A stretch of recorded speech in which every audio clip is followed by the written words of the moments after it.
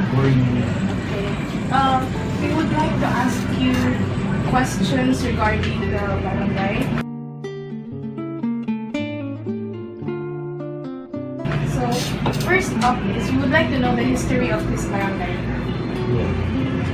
Basically, since we were here as our officials, as we go over the history of this creation of this barangay, basically coming from the word Cogon. Cogon grass. Before daw, dahil ko ng Cogon dire. But during our lifetime, we didn't see any Cogon here. But that's the word coming from Cogon Pardo, from the Cogon grass.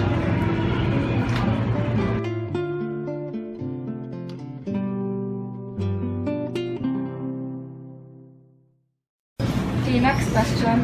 What are the goods and services here in the barangay, sir? Yeah, most LGO or government, it's focused on services. No? We don't actually have the goods like in other establishments or businesses, but there are goods and services.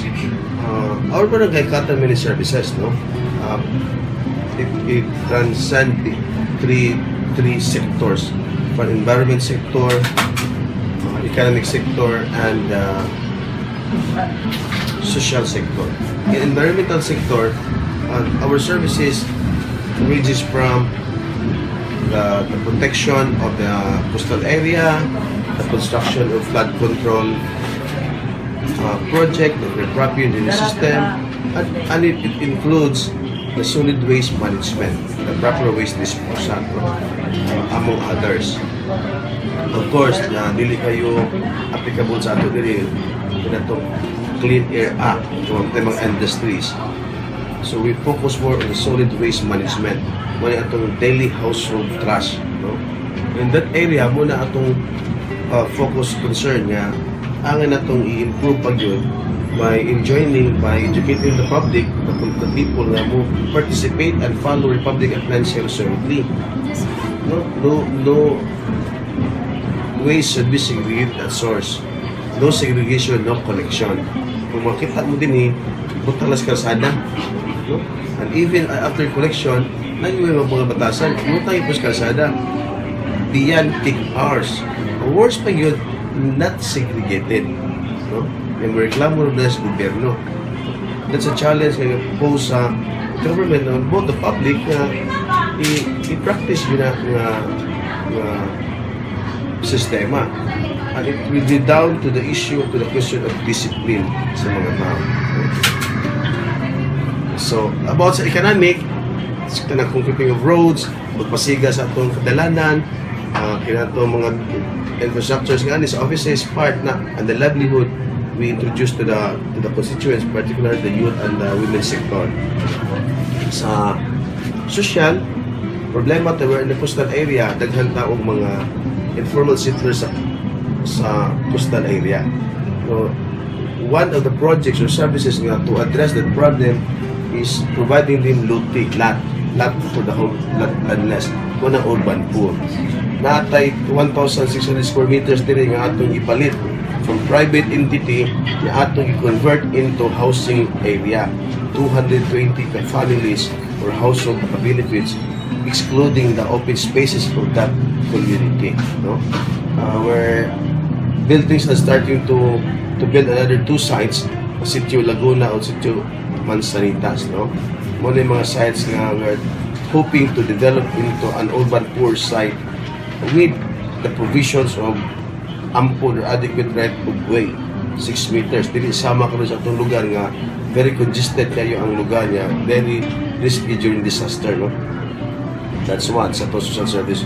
Of course, atong mga batanon, natay sports program, natay education campaign sa illegal drugs. We introduce atong ALS sa mga out-of-school youth. We've been doing the daycare center for the children and the maintenance of a health center. So far, mauna.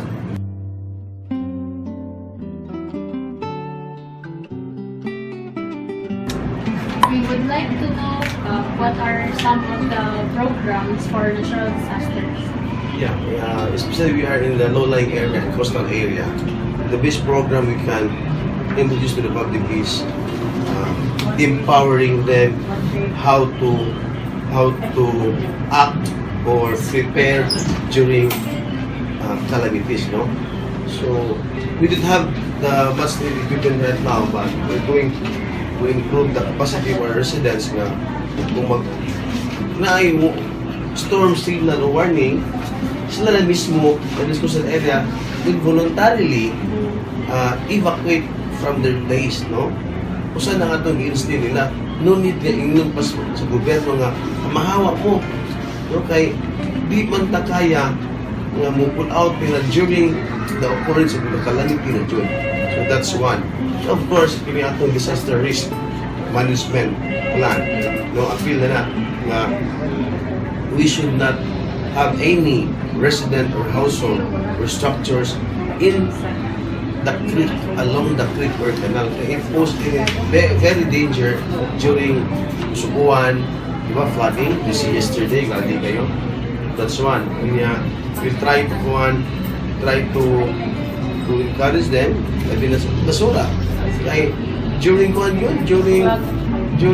heavy downpour, with the basura all around, ato na sa kanal, bakit problema atong flow sa tubig mapumpi ko na ang flooding.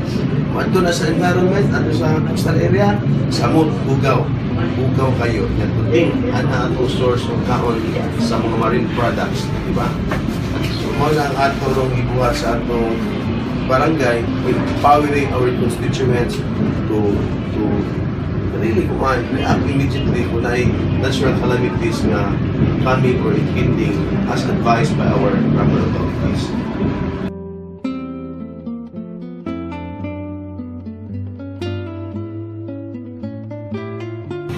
Has the barangay developed over the 5 to 10 years in your experience? Yes, I would like to believe so.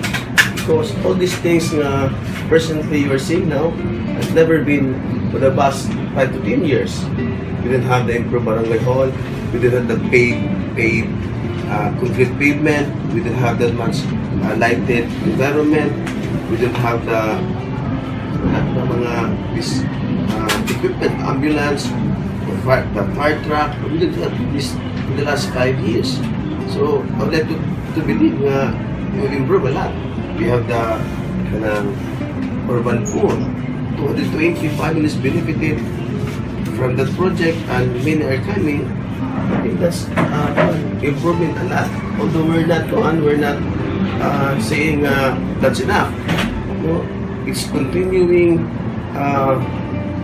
process to achieve of what is the barangay trying to achieve as part of the long-term development plan. No. This is just the normal course of the government trying to get something from the public and spend it for the public. Hopefully, in the coming years, we have 2 major projects we want to achieve. We want to build a more dako, conducive, socio-cultural sports center. Dako yun. And in that structure, naadi ang atong evacuation center wherein during calamities, natural or man-made, atong mabot na dito. Unlike what we're doing now, the city is doing now, kung calamities, ato sa eskwelahan. Can we imagine and we experience if masunog or bagyo during klase, all of the sectors suffer. Ang mga biktima o mga estudyante, di ba? So in that building, umon, nga matutukuron, one stop ba? Natanan niya. Anang atong ambulance, anang atong health center, anang atong daycare center, as din ang cultural center nga unlike sa atong present nga sports complex nga ang mga players or mga mo perform niya doon kay sa crowd. Na mga eventualities magbagay, ang crowd mo appeal. Di ba? So I am looking at a picture nga na venue nga mga participants na niya ang audience layo. No, that's what. Yeah, that project I'm talking about is not acquisition. No, if we will be able to acquire that certain land, it's 2,283 square meters. That's about 18 million. amo naging process karon ana mong tupod na mo ang maong damgo nga dako nga facility. So it's still a plan. Nanan sa plano na syudad, they are na in the pipeline. Ato naging process ang mga dokumento for payment. Yapin man na sa city funded project. No, niya ang kulatelya ni ana kung mahalin ang SRP kung mabayaran. But now, kung kadungog mo na bayaran namang SRP, so na amo naging process ang bayad. Mas kilid ng vacant lot. In that lot sad, nasta ibutang over 2.5 million na structure para sa daycare centers o senior citizen centers. Presently, ang atong daycare center na babaw, it's not child-friendly. May CR, may playground. So, ini evaluation di yun. So, na part of our plan before, that was 3 years ago, build yun na.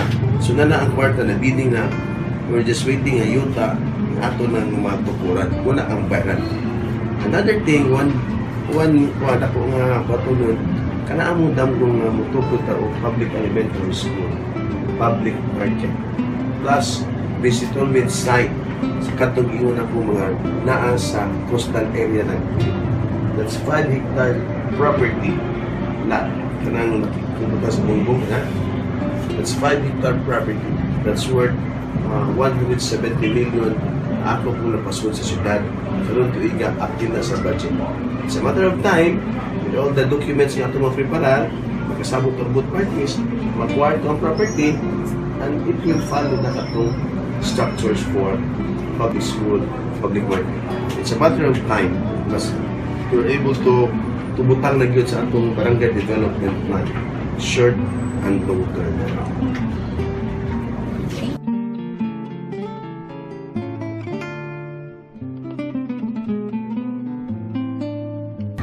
Good morning, Kap. Yes, good morning. Last question, Kafke. What are your future plans specifically for the Kuan Kafke na? The youth, the vendors, and the senior citizens? First, the youth sector, every LGU, every government, isip aside allocation, a certain budget for that sector youth. 10% of the barangay budget goes to the youth sector. So, what is basic to all? Kanang yung sports program. Basic na kayo ba? Ang tanan kay Lingaw, version sa mga illegal activities, especially in summer. But what is most important ng angay tanawin sa gobyerno is really to capacitate the youth. Strengthen ang ilang kapasidad as a person, as a youth. Nga naman, hindi na mas naman, mas strengthen, luya sila, dis na ganahan, dis na empowered, dis na muskuila, dis na malingkamot na mo develop. So it will redound to this a mo develop country. In what means? No? Inhalang sila na opportunity maka-eskwela. Huwag yung opportunity eskwela, least ang chance na mo develop o improve siya as a person. One ang challenge na ito sa barangay. Although, sa barangay, we cannot finance sa ilang education, but we're trying to tap national government agencies na ato mga deserving youth mag-hold scholarship. So, muna ang usap. Plus na mga scholarship from the city and the national government. Number 2, ang ato mga out-of school youth should have been left behind. So, naman tayo mga vocational courses, technical courses. So, ato po silang i-encourage nga adto sa test natin NDP kaya na ay mga opportunity nga maka-eskwela sila o non-formal education, mga technical skills. Isa na. Napun tayo mga undergrad sa high school, elementary, we introduce pa rin accelerated learning system po. In fact, every week, 3 times a week, nasa din sa itong barangay, included program. Kinala mo pa na yun na mapa-improve, nung upalapdan pa. With the kanapong programa nga ato sang i-inform ang mga batanon nga drugs is one good bigyan maayo, diba? Drugs bigyan maayo, plus and hopefully na ito mga batanon will be able to victim ka ng mga early child pregnancy, kanang biktima sa mga bad elements. Lately, yesterday, dito pa sa balik, rain, students sa San Carlos mo to, di ba? Kasi kayo, manok na. Kasi naling kamot ta nga, mo excel. But there are certain sectors sa atong society nga bukang na yun. So, symptomally is safe. So, unang dilit lang yun nga ang mga karong atong i-awagon. Kasi takin mga badlungon ato, ikot tanaw na sila ma-reform, para dilit lang kuyawan. So, there's no quick solution. For me, ako lang, we should have a leader nga magtanaw niya na ba, all honesty, compassion and sincerity nga mahimo na. Nga leader presidente lang nga, maraming storya, buhay baton, bisa pag muusbong ang uban na yung mabilidiri, it will pull us down.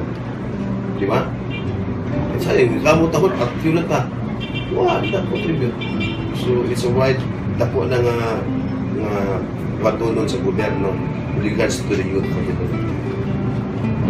Vendors. Yeah, vendors. Amo din, iwa ko tayo may problema sa binarasod na ako, may merkado. No, wasan may mga nagsong lugar for sadok vending, no? Gagman lang, mga retail. So, what they tap niya na, we're trying to tap sa additional funding. Gusto kayo mag-good. Mangupang kami sa good niya. Di ba nila? So, sa vendors din, wala dyan kaya kami programang pag-mabing merkado. Hopefully, in the future, in line with our plan of public market, siguro ato na ma-organize ng sector yun ba? Na nagdaan ng binaslanaan niya, nagkakita man to. Hopefully, ato na ma-organize. Senior citizens. Yeah, senior citizens. 1% of our budget goes to senior citizens with PWD. No? That sector, in their silang edad karon, should not be considered helpless na sila. They can still contribute for national development, no? Kaya daghan sa itong mga senior citizens, mga arang-atang yun na. Nanas na mga bright ideas, no? Ang ato lang itong mabot karon nila nga, i-enjoy nilang senior at nagitaga programa nga masakit na ay tambal nga makuha. So, muna yata na sa itong senior citizen. No? Of course, the city is providing 1,000 pesos every month for their subsidy na tambal-tambal ng enjoyment. We cannot do much na yun siya ng sector kay mainly, we would like to agree or accept na ito nga dili ta kayo productive dyan kayo ang karaghanan, no? As I saying earlier, nagyapon tayo magamit din na condition building. Naami po, kada 60 bata pa na. Si Binay galing, hirap nagan pang galing presidente. Diba? Duterte, si Victipas na kung gusto mo ng presidente, so still we can pili pa sa mga senior citizen nga mag-contribute for national development. Ato na sila matapon sa lang nahula, and we'll be to consider it. Atong execute, I'm sure na agad kung sila mag-contribute. No? Thank you, Kap. Thank you, you're welcome. Good morning, Kap. Okay. So we would like to thank Honorable Harry Aran for taking some time off your busy schedule to make this interview possible.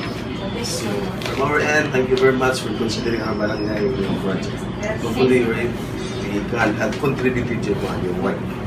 Okay, thanks for coming. Thank you.